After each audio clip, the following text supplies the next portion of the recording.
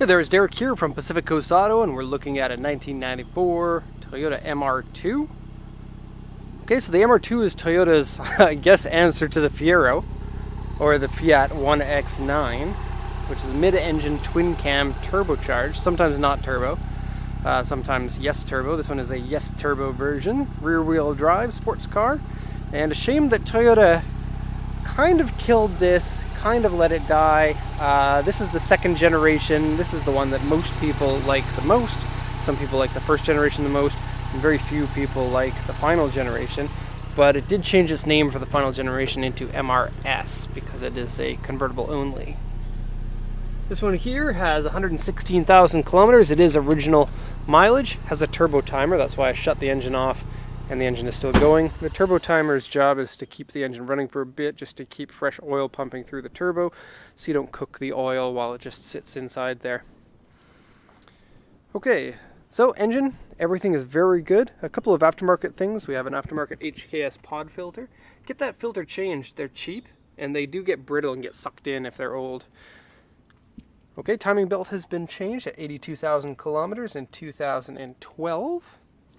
Has some aftermarket plug wires there, and then a torque damper here.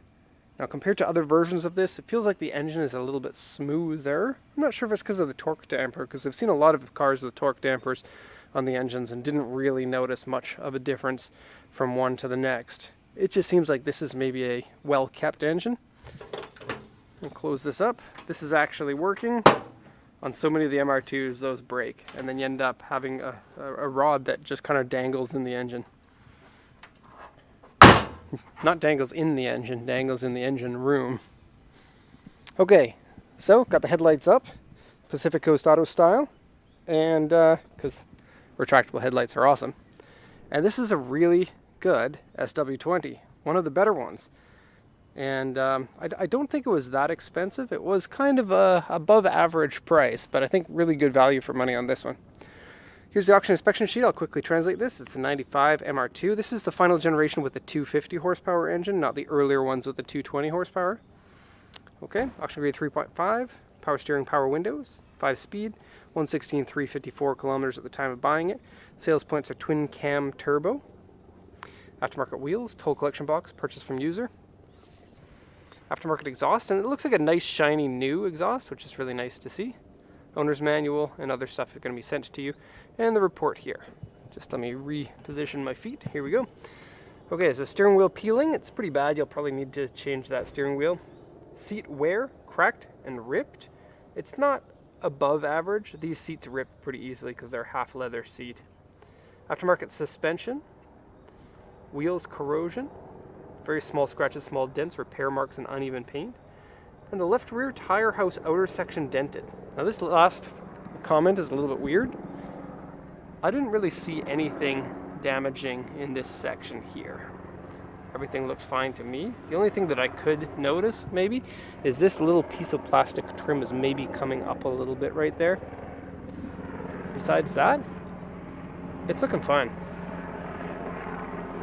Now both back fenders have been repainted. You might be able to notice it, but probably not. It looks like the paint condition is good all the way around, and any paint wave is only going to be from the pickiest people are going to be concerned about that.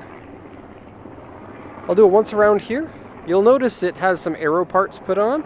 There is a black piece there, there's a black piece back there, and on the trunk there's a kind of a big one. I guess the idea is do-it-yourself aero bits.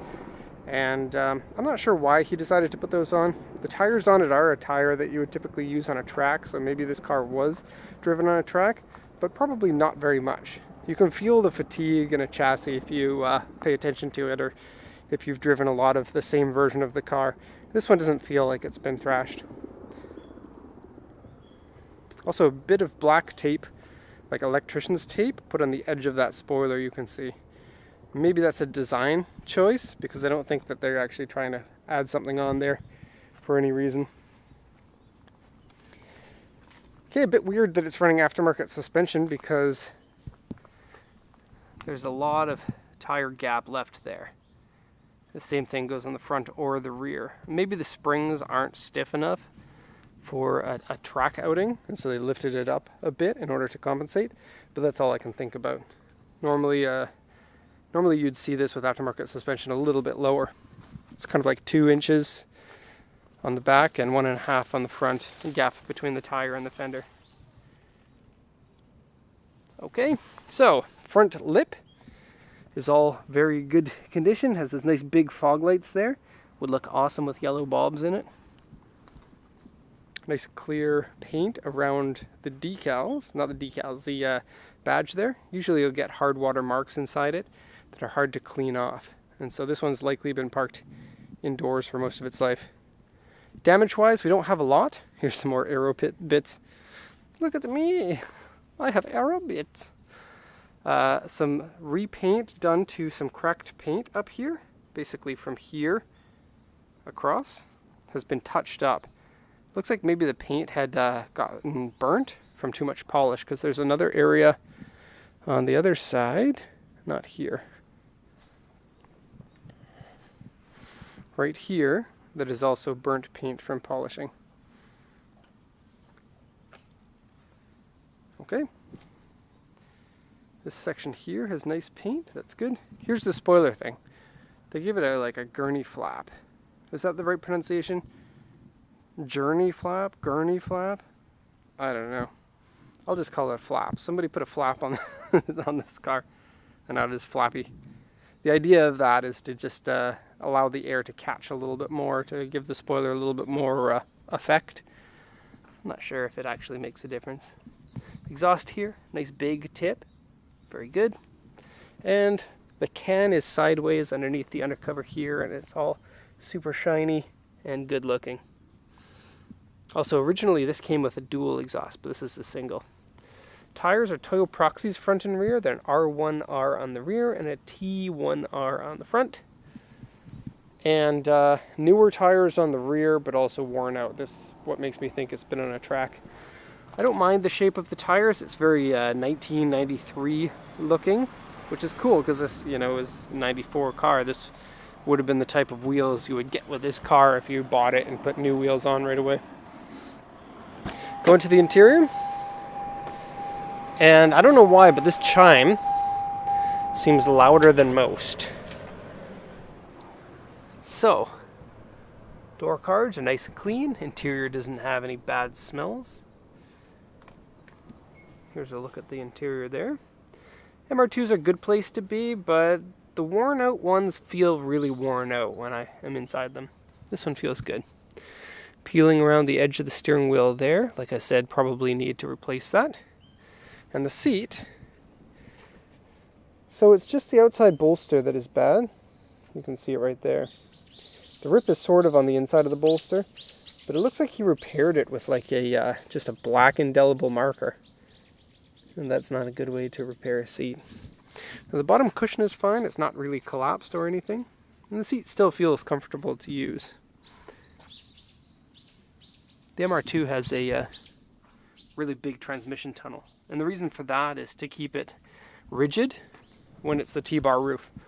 This is not the T-bar roof version, and so this is the one that people really want for collecting of the car, because you get more structure than the one with the T-bar roof, and it's lighter, and lighter on the very top of the car. A man in dandism, new, rich, and sports. Now if you go to Google and you type dandism, the only thing that you'll find is references to this car.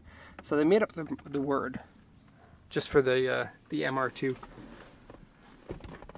Peeling on the shift knob here, AC is functional, CD player is original, and I don't know if it works. There was no CD in it, and can't find too many CDs anymore unless you go to like a used store. That hasn't thrown them all out yet. Oh, I just noticed here. Don't focus on the Aristo, focus on this. Come on, camera. This is when I need like another person to pull focus. Okay, see the little bumps there? Looks like a little piece of trim has buckled a bit.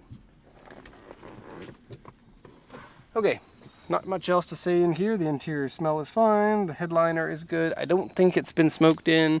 Needs a little bit of a vacuum and maybe some extractor to pull some of that dirt out, but overall I'm happy. I am happy with this MR2. And that will be the end of the report for this one. So, hope you enjoyed it. Look at this. Ah, cherry blossoms. Very nice. And MR2, also very nice. That's the end of the video. Hope you enjoyed it. Thank you so much, and have a nice day.